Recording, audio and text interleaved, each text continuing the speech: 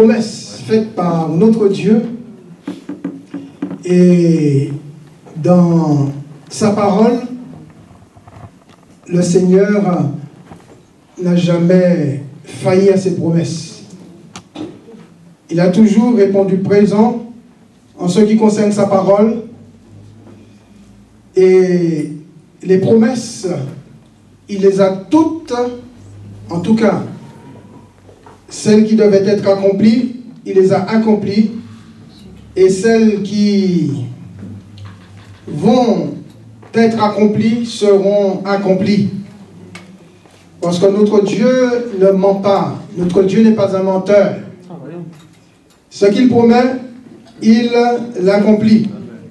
Et quand Jésus a déclaré qu'il reviendra nous prendre, afin que là où il est, nous y soyons aussi, eh bien, c'est une parole certaine.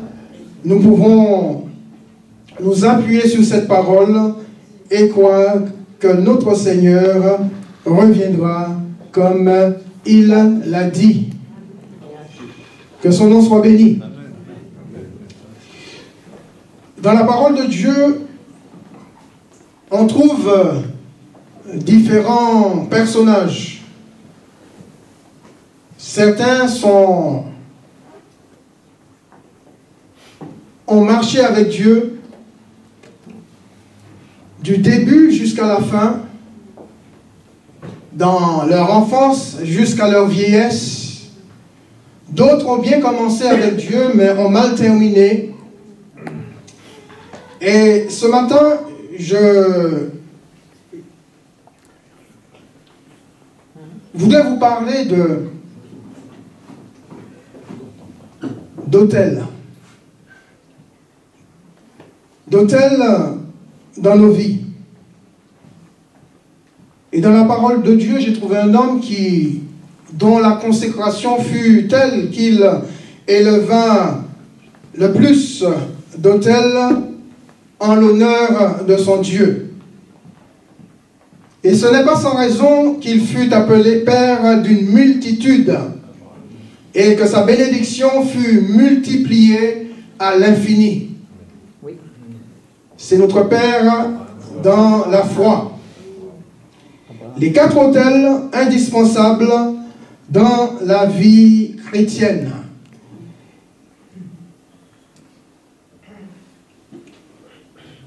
Quatre autels indispensables dans la vie chrétienne. Nous avons l'autel de la révélation,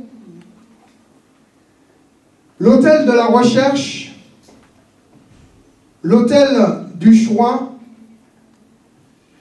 et l'autel de l'épreuve. Et nous allons conclure avec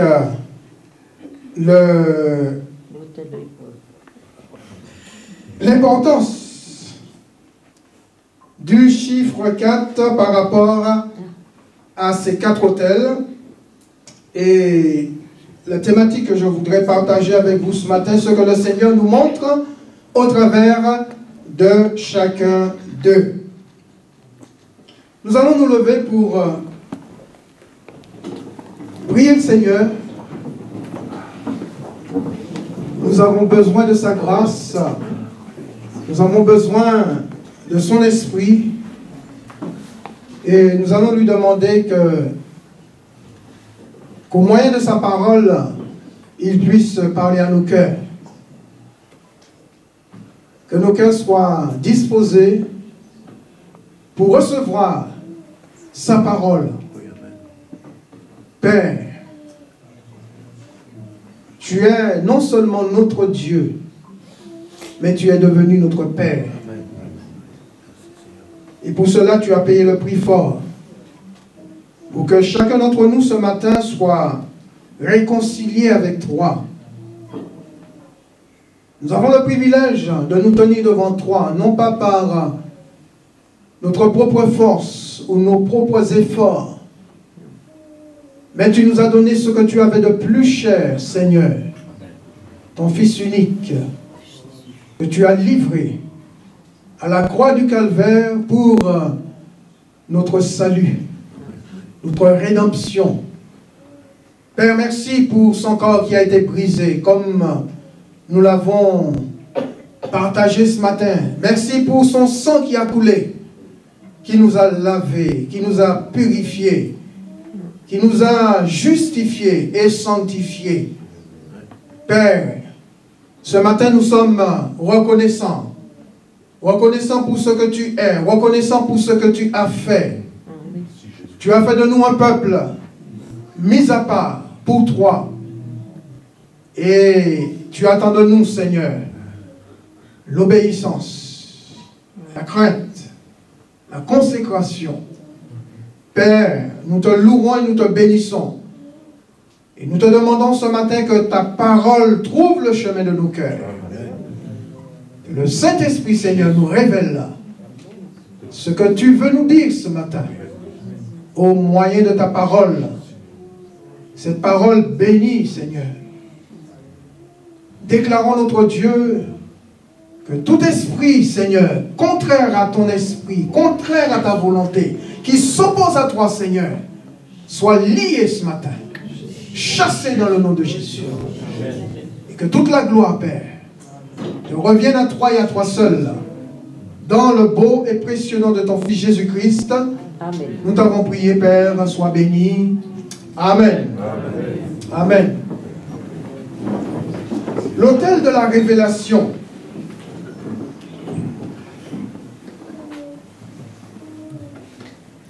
Nous lisons dans Genèse au chapitre 12, verset 7. Il nous a dit, l'Éternel apparut à Abraham et dit, je donnerai ce pays à ta postérité. Et Abraham bâtit là un autel à l'Éternel qui lui était apparu. La Bible déclare que Dieu va apparaître à Abraham pour se révéler à lui. Et suite à l'appel que Dieu a fait à Abraham en lui demandant de quitter son pays, quitter sa famille, quitter sa patrie, le lieu dans lequel où il était, où il n'y avait pas de connaissance de Dieu, où il n'y avait pas la crainte de Dieu, où les hommes vivaient, où les hommes servaient certainement des faux dieux, d'autres dieux. Dieu avait l'intention de se révéler à un homme parce qu'il connaissait déjà le cœur de cet homme. Et il va l'appeler en lui disant, quitte ton pays, Abraham, quitte ta famille, quitte ta patrie, et va dans le pays que je te montrerai. Et Abraham va obéir à Dieu, va quitter son pays, sa famille, sa patrie, et il va se diriger dans le lieu que le Seigneur lui avait montré. Et là, quand Abraham arrive dans ce lieu, le Seigneur se révèle à lui et lui donne cette précieuse parole en lui disant, tu vois Abraham, ce pays dans lequel tu te trouves, je te le donne, non seulement à toi, mais aussi à toute ta descendance. Et là, Abraham va bâtir un autel que j'ai appelé l'autel de la révélation, parce que c'est dans ce pays où Dieu s'est véritablement révélé à Abraham.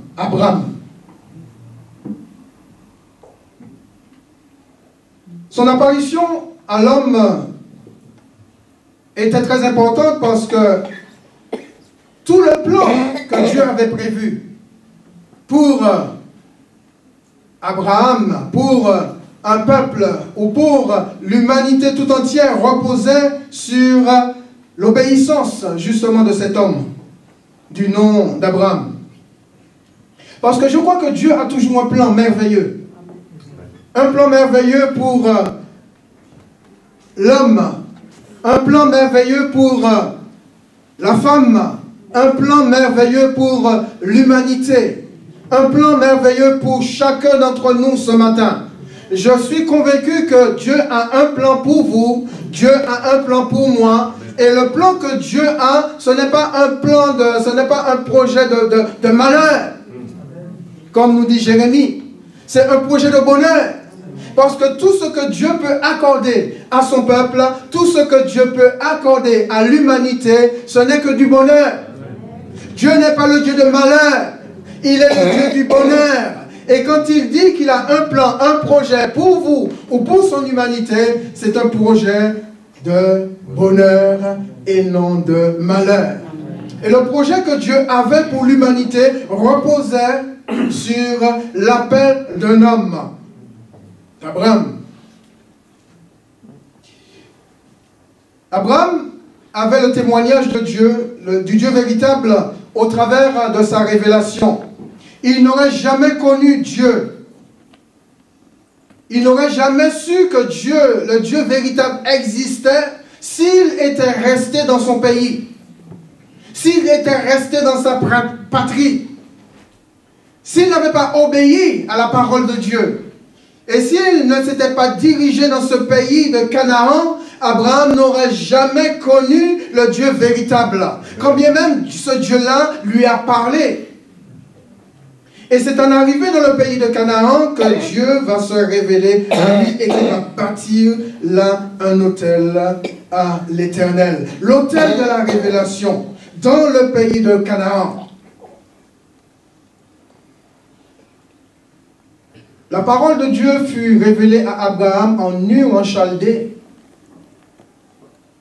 Mais la véritable révélation de ce Dieu créateur à Abraham s'est faite dans le pays de Canaan. Qu'est-ce que cela signifie pour nous ou pour le monde?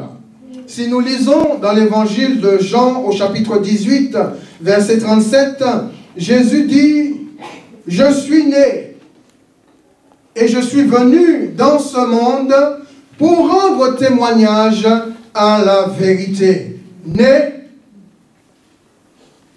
et introduit par le Père dans ce monde pour rendre témoignage à la vérité. Un jour, Jésus était là avec ses disciples, il discutait avec eux et il parlait du Père. Et Philippe va lui poser la question: mais Seigneur, tu nous parles du Père, nous ne l'avons jamais vu. On aurait tellement aimé le voir. Alors, montre-nous le Père, Seigneur, et cela nous suffit. Jésus va répondre à Philippe: mais Philippe, depuis le temps que je suis avec vous, tu ne m'as pas vu. Celui qui m'a vu a vu le Père. Je suis dans le Père et le Père est en moi. Vous savez, cette réponse de Jésus était suffisante pour que les disciples sachent que Jésus est la pleine révélation visible du Dieu créateur invisible. Quand Jésus dit à Philippe: celui qui m'a vu a vu le Père, c'est-à-dire qu'il fait comprendre à ses disciples: le voir, c'est voir le Père. On ne peut pas voir Dieu et vivre, comme nous dit la parole. C'est comme un jour, Moïse va dire à Dieu: mais Seigneur, montre-moi ta face, fais-moi voir ta face. Le Seigneur a dit: non, Moïse, si tu me vois, tu meurs. Mais je vais quand même te faire voir ma gloire. Et le Seigneur est passé et a permis à Moïse de voir la gloire de Dieu.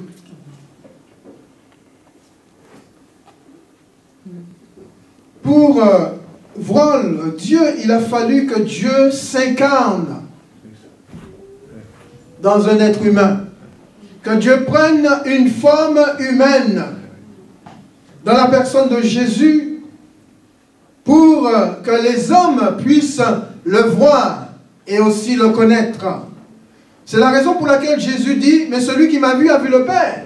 Parce que le Père était en lui, comme il le dit. Je suis dans le Père et le Père est en moi. Il y a une union parfaite entre le Père et le Fils. Quand vous voyez le Fils, vous ne pouvez que voir le Père. Parce que Jésus dit, ce que je dis, je ne le dis pas de moi-même. Mais le Père qui est en moi me dit ce que je dois dire. Et ce que je fais, je ne le fais pas de moi-même, mais le Père me donne à le faire et je le fais. Le monde, mes bien-aimés, a le témoignage véritable de Dieu au travers de la révélation de son Fils Jésus-Christ. Et cette révélation est à la portée de tous. La parole de Dieu est donnée dans le monde, mais la révélation qui permet, qui apporte un changement dans les cœurs, un changement de vie complète et totale, est pour ceux et celles qui acceptent cette parole révélée dans la personne de Jésus. Vous savez, si Jésus n'avait pas fait son apparition dans le monde, beaucoup auraient pu avoir des excuses, pourraient avoir des excuses concernant Dieu, concernant la révélation de Dieu. J'aurais pu dire à Dieu, ben, écoute, tu as dit que tu existais, mais jamais tu t'es révélé à moi. Jamais tu t'es révélé au monde. Comment nous, on pouvait t'accepter si nous n'avons pas reçu la révélation que tu existes réellement? Mais parce que Jésus est venu, personne n'aura d'excuses. Personne ne pourra dire que je ne connais pas Dieu, ou je n'ai pas reçu la révélation de Dieu pour le connaître et aussi l'accepter. Dieu a fait en sorte que sa révélation nous parvienne au travers d'une personne, au travers de son Fils Jésus-Christ. La Bible dit que autrefois, Dieu nous a parlé par les prophètes. Mais dans les derniers temps, la révélation du Dieu créateur nous est parvenue par l'intermédiaire de Jésus-Christ, qui est la parole faite chair et qui a habité parmi nous pleine de grâce et de vérité. Et nous avons contemplé sa gloire, la gloire comme la gloire du Fils unique venu du Père. L'autel de la révélation qu'a élevé Abraham dans le pays de Canaan nous montre une vérité importante. C'est qu'il est impossible de connaître le Créateur, le Dieu créateur, s'il ne s'est pas révélé à vous. Il est impossible de connaître le Dieu créateur s'il ne s'est pas révélé à vous. Mais puisque Dieu s'est révélé au monde dans la personne de Jésus, nous pouvons le connaître. Nous pouvons le connaître. Et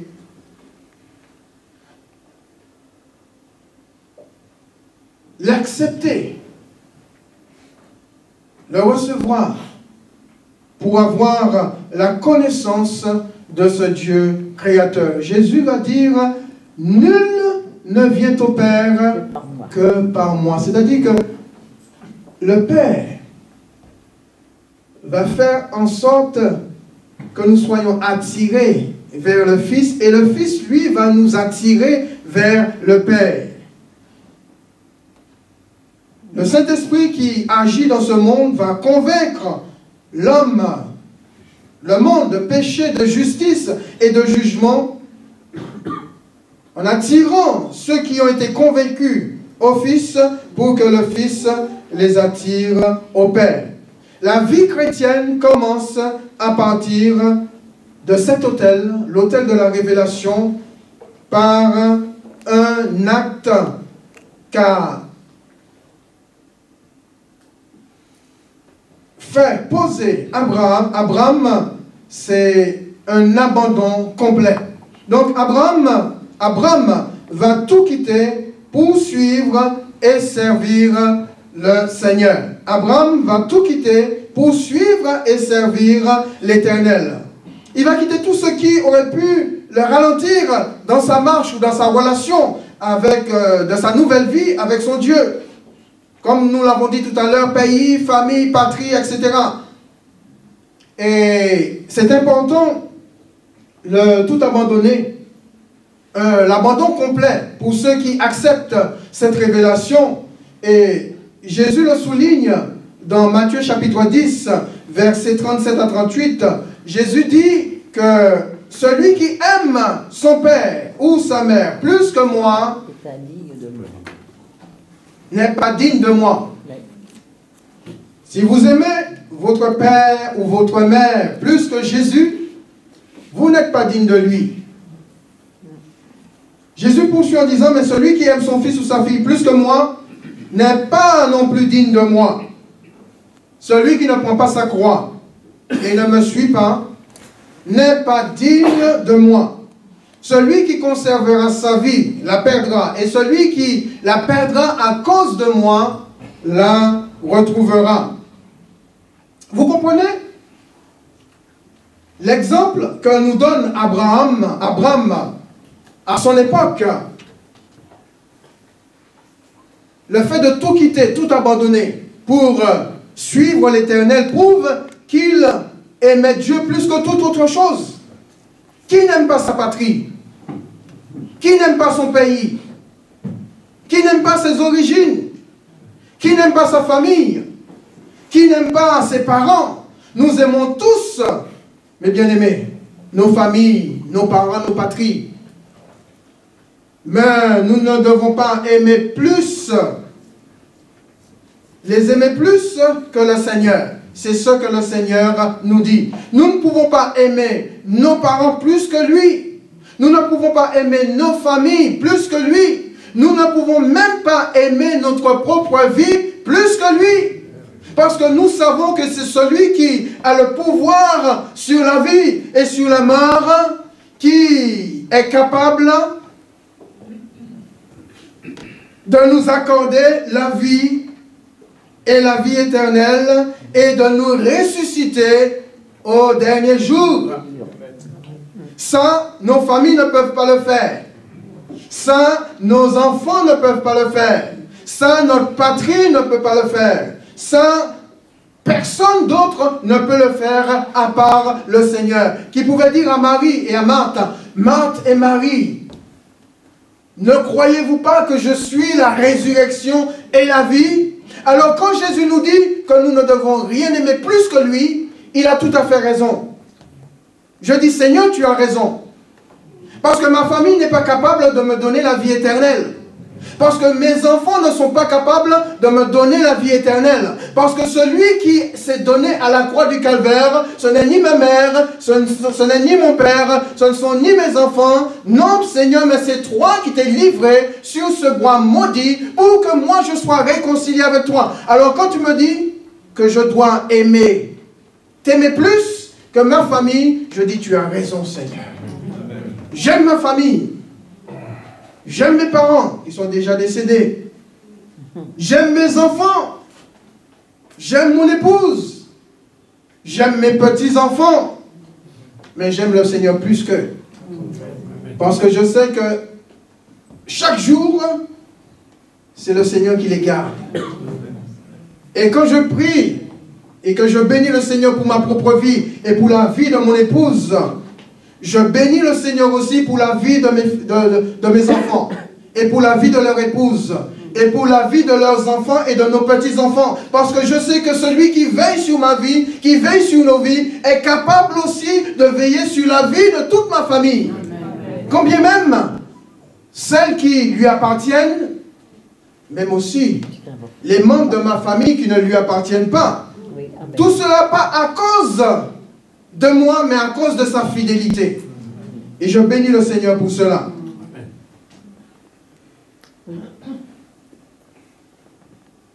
Aimer Dieu plus que tout, c'est important. Le deuxième autel, indispensable dans la vie des enfants de Dieu, c'est l'autel de la recherche. Nous lisons dans l'évangile, dans la Genèse chapitre 12, verset 8, Genèse 12, 8, il se transporta de là,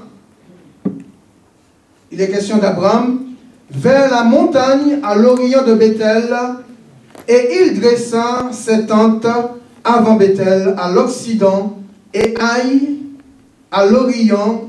Il bâtit un autel à l'Éternel, et il invoqua le nom de l'Éternel. L'autel de la recherche. Abraham va rechercher Dieu au travers de cet autel.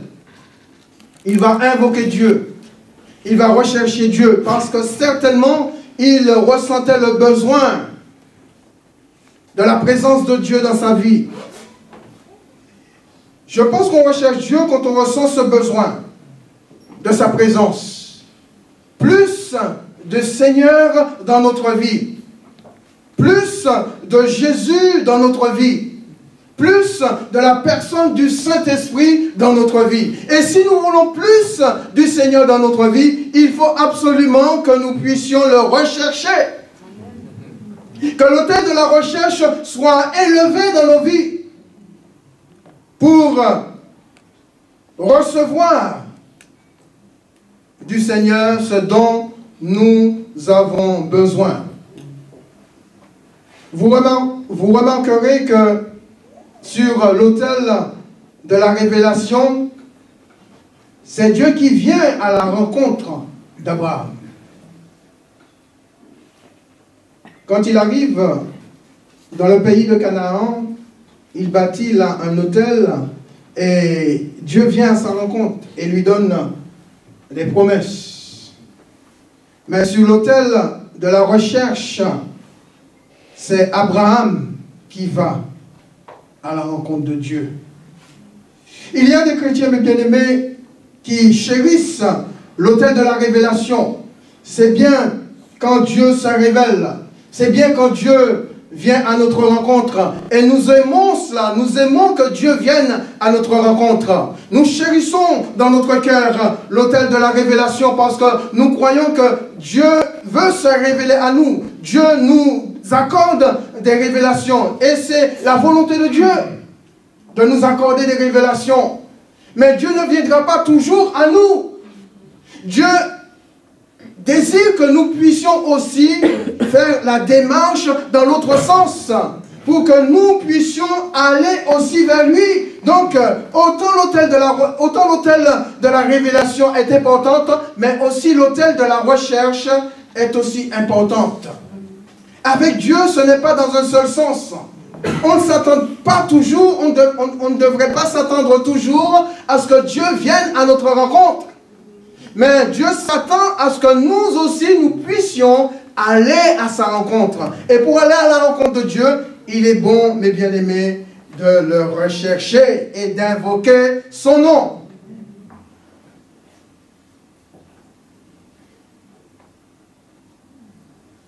On aime l'autel de la révélation parce que cela ne demande pas beaucoup. Cela ne demande pas énormément de sacrifices. Bien sûr, les sacrifices que Dieu demande, c'est que notre cœur soit dans la sainteté, c'est que notre vie soit une vie qui plaise à Dieu. Donc nous devons faire ces efforts-là pour que nos vies plaisent au Seigneur, pour que le Seigneur puisse se révéler à nous. Ça, c'est des efforts que nous sommes appelés à faire. Mais l'autel de la recherche demande encore beaucoup plus d'efforts, beaucoup plus de sacrifices. Parce que pour rechercher Dieu, il faut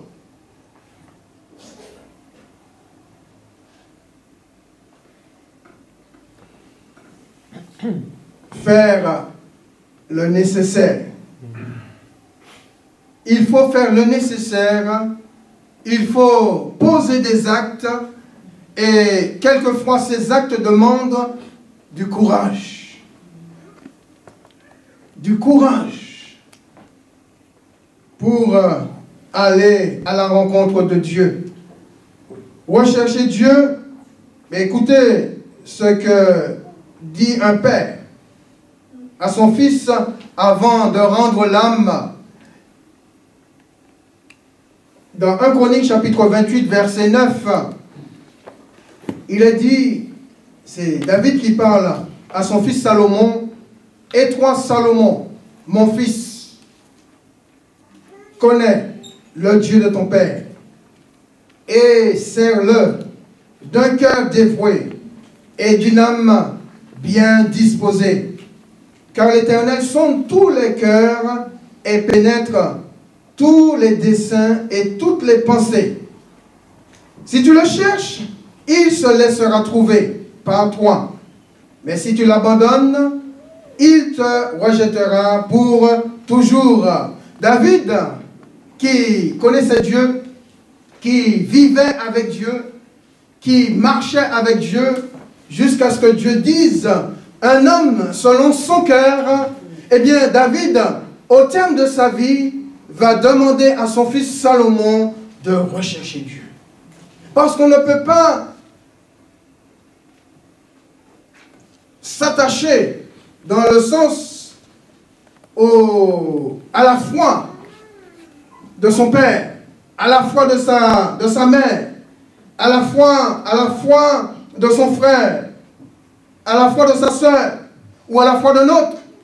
Il faut s'attacher à sa propre foi, développer sa connaissance de Dieu, son intimité personnelle avec Dieu.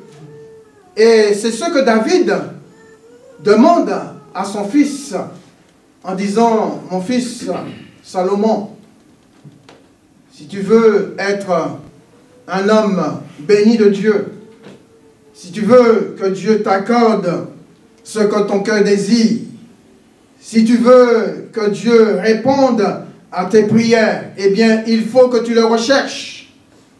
Ce n'est pas suffisant de connaître ce que Dieu a fait pour moi, les expériences que j'ai faites avec mon Dieu. Bien sûr, ces expériences peuvent t'aider, mais tu ne dois pas t'attacher à ces expériences-là. Tu dois faire toi-même tes propres expériences avec Dieu. Vous savez, la différence qu'il y a entre quelqu'un qui s'attache aux expériences des autres avec quelqu'un qui fait ses propres expériences, c'est que la personne qui s'attache aux expériences des autres, le jour où quelque chose de terrible va lui arriver, eh bien cette personne va abandonner. Pourquoi? Parce qu'elle n'a pas recherché à avoir ses propres expériences avec Dieu. Alors que la personne qui a cherché à avoir ses propres expériences avec Dieu, peu importe les épreuves, peu importe les difficultés qui vont s'abattre sur sa vie, eh bien puisqu'il a développé une intimité profonde avec son Dieu, puisqu'il a eu des expériences qui se sont renouvelées avec son Dieu, eh bien, quelle que soit l'épreuve, il comptera sur celui avec qui il a expérimenté de grandes choses. D'où l'importance, bien aimé, de ne pas s'accrocher sur la foi des autres. Ayez votre propre foi. De ne pas s'accrocher sur la relation que les autres ont. Ayez votre propre relation avec le Seigneur. Pour mieux connaître Dieu, l'autel de la recherche nous permet deux choses. Premièrement, il faut monter toujours plus haut. Il faut monter toujours plus haut. La recherche de la connaissance du Seigneur ne se fait pas en bas, mais elle se fait sur les hauteurs. Dieu va dire à Moïse, Moïse, monte à ma rencontre. Il fallait que Moïse fasse le sacrifice de monter sur la montagne, jusqu'au sommet de la montagne où il va rencontrer Dieu. Donc Moïse, pour rencontrer Dieu et avoir une connaissance beaucoup plus profonde de son Dieu, il a fallu qu'il monte au sommet du mont Sinaï, là où Dieu s'est révélé à lui. Nous avons tous ce qui est nécessaire pour rechercher Dieu ici-bas. Nous avons sa parole, la parole de Dieu, qui nous permet de le connaître, de mieux le connaître. Nous avons le jeûne, la prière, qui nous permettent de mieux connaître le Seigneur. Nous avons la louange et l'adoration qui aussi peuvent nous permettre de mieux connaître le Seigneur. Je crois que toutes ces choses précieuses sont des éléments qui ont été mis à notre disposition ici-bas pour rechercher notre Dieu et mieux le connaître. Mais pour cela, nous avons besoin, malgré toutes ces choses, de monter plus haut. Car notre Dieu se trouve dans les hauteurs. C'est là où nous allons le rencontrer ou le retrouver. Écoutez ce qu'il dit à son serviteur Ésaïe, chapitre 2, versets 2 et 3. Il nous a dit, il arrivera dans la suite des temps, c'est un passage prophétique qui concerne la venue du Messie et le rétablissement d'Israël dans son pays, là où Jésus dirigera les nations, le monde, pour un règne millénaire avec son peuple, avec l'Église, avec les saints. Et donc, il arrivera dans la suite des temps que la montagne de la maison de l'Éternel sera fondée sur le sommet des montagnes, qu'elle s'élèvera sur les sommets des collines et que toutes les nations y afflueront. Des peuples s'y rendront en foule et diront, venez, montons à la montagne de l'Éternel, à la montagne du Dieu de Jacob, afin qu'il nous enseigne ses voies et que nous marchions dans ses sentiers. Car de Sion sortira la loi et de Jérusalem la parole de l'Éternel. Comme je l'ai dit, c'est une prophétie qui concerne le royaume messianique à partir de Jérusalem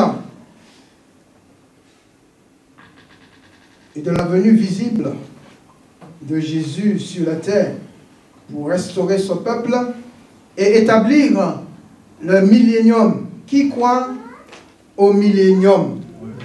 Vous savez, il y a des chrétiens qui ne croient pas au millénium. Mais moi, j'y crois. Parce que c'est une doctrine qui se trouve dans la parole de Dieu. Jésus en a parlé. Et ce temps-là sera un temps de paix. Vous imaginez, nous allons passer 1000 ans de paix sur la terre, régnant avec notre Seigneur. Bien sûr, tout avant, l'Église serait enlevée. Il y aura aussi la période de la tribulation et de la grande tribulation. Cette semaine dont a parlé Daniel.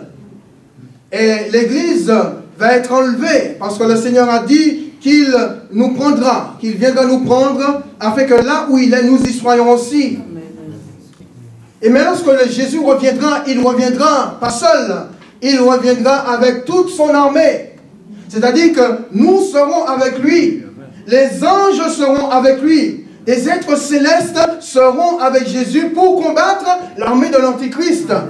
Et le Seigneur établira son règne millénaire à partir de Jérusalem, où il nous a dit toutes les nations vont courir, vont affluer à Jérusalem pour entendre la parole de Dieu. Non seulement pour l'entendre, mais pour aussi accepter cette révélation et suivre les ordonnances, les recommandations de ce Dieu créateur.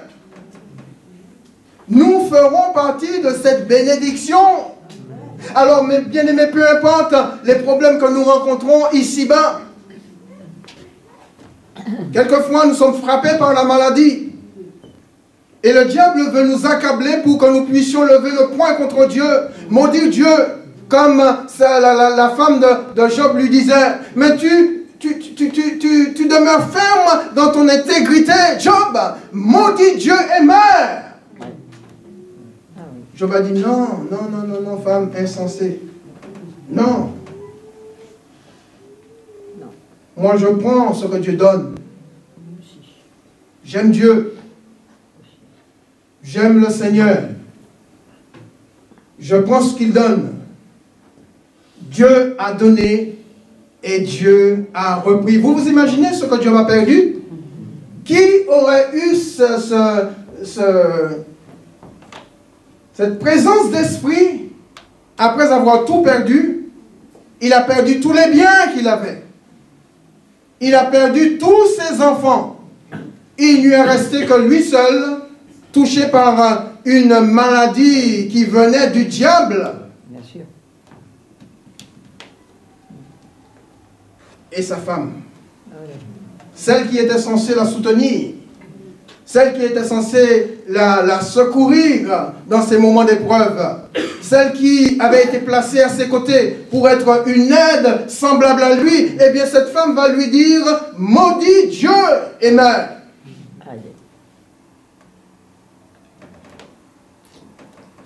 Quelquefois, le diable passe à côté pour vous atteindre. Il ne passe pas trop loin. Il ne va pas trop loin. C'est juste à côté de vous. Parce qu'il voit qu'il ne peut pas vous atteindre.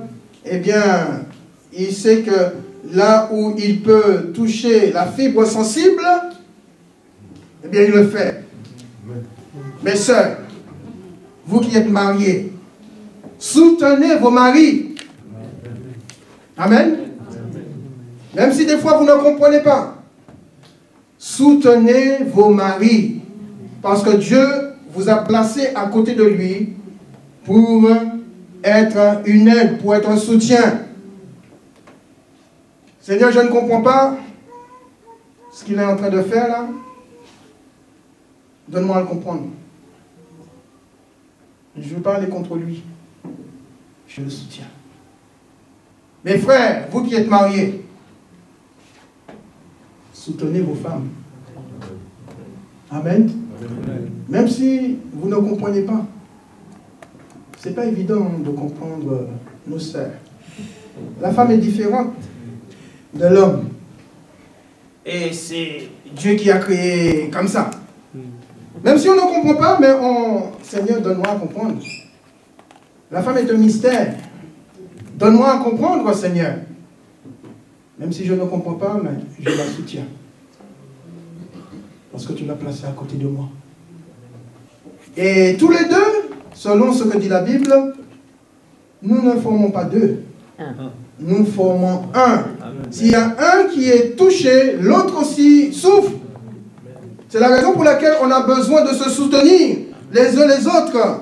Et malheureusement, Madame Job n'a pas soutenu son mari au moment où il en avait le plus besoin. Et parce qu'il est resté fidèle au Seigneur, eh bien, Dieu lui a restauré le double de ce qu'il avait. Que ce soit au niveau bétail, mais les enfants qu'il a eus par la suite étaient encore plus beaux que ceux qu'il avait avant. Vous savez, lorsque nous sommes fidèles au Seigneur, peu importe les difficultés, eh bien, c'est pour recevoir plus de la part du Seigneur. Ça ne veut pas dire que je vais prier le Seigneur qu'il m'envoie des épreuves, qu'il m'envoie, non, pour que je puisse avoir... Non. Mais dans l'épreuve, je bénis le Seigneur parce que je sais qu'il a la capacité de me permettre de tenir ferme. Et dans cette fermeté, je sais que le Seigneur prévoit de me bénir. Et je bénis le Seigneur pour cela. La seconde chose que permet l'autel de la recherche, et on va finir avec ça, je vais poursuivre prochainement avec vous sur les deux autres autels. Nous allons finir avec la deuxième chose que permet l'autel de la recherche? Eh bien, c'est le fait de toujours persister, pardon. Oui, l'autel de la recherche.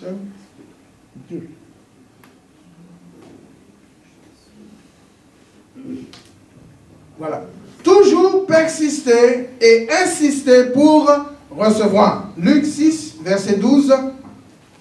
Il nous a dit en ce temps-là, Jésus se rendit à la montagne pour prier et il passa toute la nuit à prier le Seigneur. Le Seigneur nous montre deux choses importantes pour connaître Dieu. La première chose, c'est que où nous devrions le rechercher. Comme nous l'avons dit, c'est dans les hauteurs. Et deuxième chose, c'est comment nous allons le trouver. C'est dans la prière. Il nous a dit qu'il passa toute la nuit dans la prière sur cette montagne.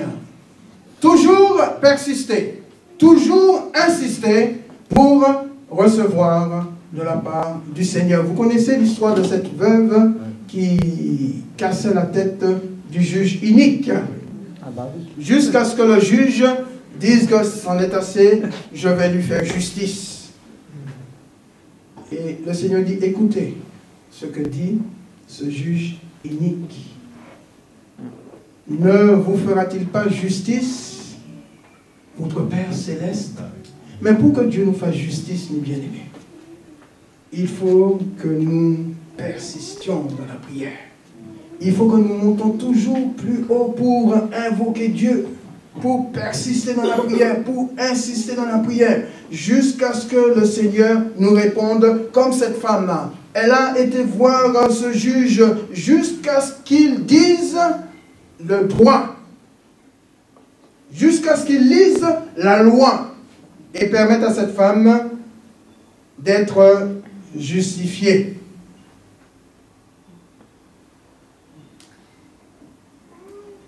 La prière, c'est important.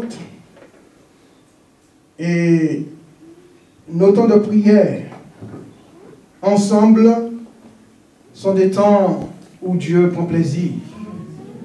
Comme les temps de prière que nous avons de manière personnelle avec lui, Dieu prend plaisir, mais aussi les temps que nous prenons ensemble, Dieu se réjouit de voir son peuple qui peut se réunir pour intercéder, pour persister, pour insister dans la prière afin de recevoir de lui ce dont son peuple a besoin. On peut se dire, mais si Jésus, qui est Jésus, qui est Dieu, fait homme, s'il ressentait le besoin de la présence de son Père et faisait le sacrifice qu'il fallait pour aller à sa rencontre, à plus forte raison, vous et moi devrions faire le nécessaire pour aller à sa rencontre. Amen. Prions Seigneur.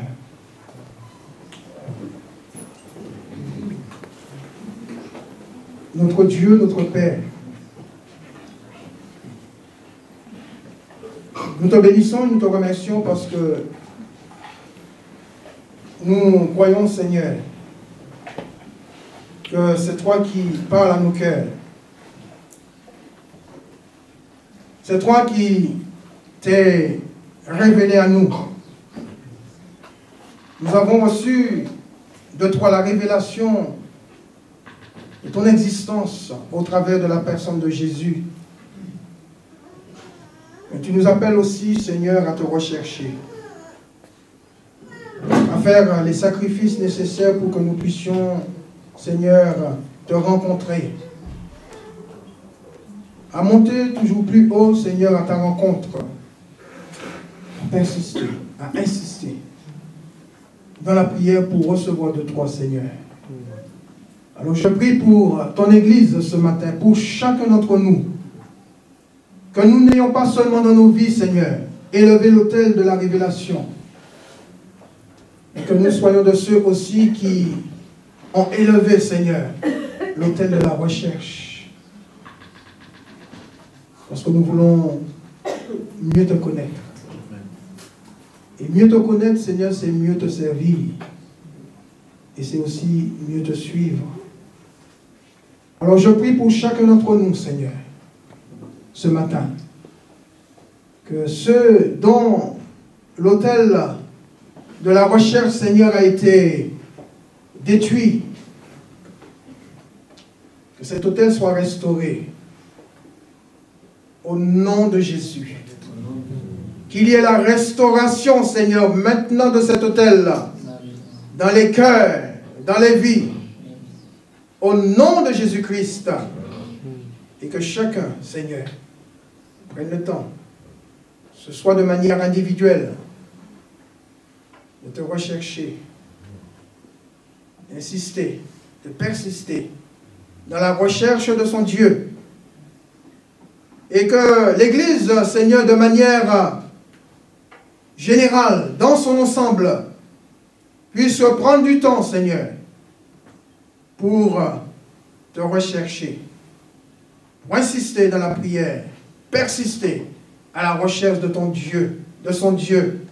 Seigneur, je prie pour que cet autel, peut-être qui a été détruit au sein de l'Église, de mon sang, l'autel de la recherche, Seigneur, soit rétabli, restauré, Seigneur, ce matin, au nom de Jésus-Christ, pour insister, pour invoquer, pour persister dans la prière, afin que notre Dieu se révèle à nous. Seigneur, tu ne veux pas seulement venir à notre rencontre, mais tu veux que nous puissions venir à ta rencontre, Seigneur, au travers de l'autel de la recherche. Alors rétablis cet autel, Seigneur, dans nos vies et au milieu de nous. Pour la gloire de ton Saint-Nom, Père, dans le nom de Jésus. Amen. Amen. Et Amen.